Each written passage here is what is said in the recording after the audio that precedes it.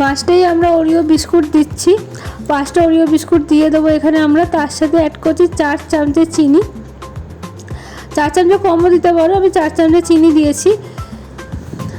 তার সাথে আমি মিক্স করছি হচ্ছে ভ্যানিলা আইসক্রিম, আমুলের ভ্যানিলা আইসক্রিম 1 কাপ কি 2 কাপ যেটা ইচ্ছে তোমরা দিতে পারো, আমি 1 কাপই দিয়েছি।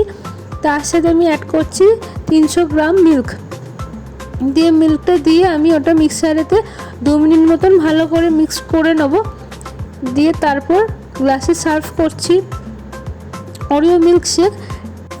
এটা খুবই সিম্পল আর টেস্টি একটা ওরিও মিল্ক শেক, তোমরা বাড়িতে ট্রাই করতেই পারো।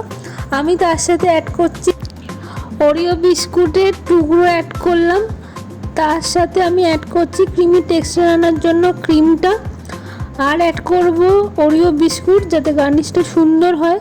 তাহলে রেডি হয়ে যাবে খুব সিম্পল আমাদের ওরিও মিল্ক শেক। তোমরাও বাড়িতে ট্রাই করো ওরিও মিল্ক শেক, আমাকে জানিও কমেন্ট বক্সে তোমাদের কেমন লাগলো।